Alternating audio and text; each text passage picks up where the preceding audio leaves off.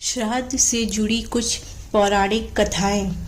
आइए जानते हैं किस काल से शुरू हुई थी श्राद्ध करने की तिथि। महाभारत काल से श्राद्ध करने उस समय से श्राद्ध को सनातन धर्म का महत्वपूर्ण अनुष्ठान माना जाता है। इसके बाद से लोगों ने श्राद्ध करना तथा पितृपक्ष में श्राद्ध करना शुरू किया। श्राद्ध पक्ष की कहानी, गायासुर की कहानी। गायासुर एक राक्षस था जिसने ब्रह्मा जी से वरदान पाया था कि उसे देखने से लोग पवित्र हो जाते थे और स्वर्ग जाते थे। इस वरदान की वजह से पृथ्वी का संतुलन बिगड़ गया था। देवताओं ने परेशान होकर विष्णु जी से मदद मांगी। विष्णु जी ने गायासुर से कहा कि वह अपना शरीर यज्ञ के लिए समर्पित करे। गायासुर ने विष्णु जी का प्रस्ताव स्वीकार कर लिया और विष्णु जी ने उसका यज्ञ किया।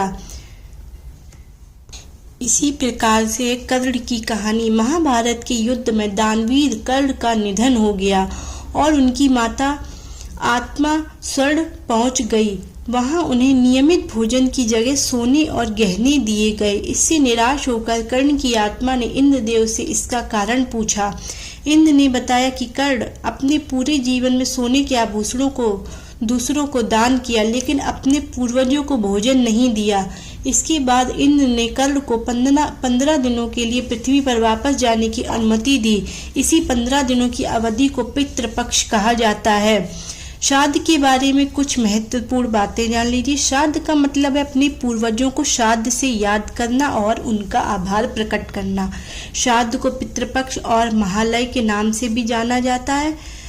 पितृपक्ष भाद्रपद के महीने पूर्णिमा से होकर अश्विन महीने की अमावस्या तक चलता है। पितृपक्ष में लोग अपने पूर्वजों को तर्पण, पिंडदान और भोजन अर्पित करते हैं।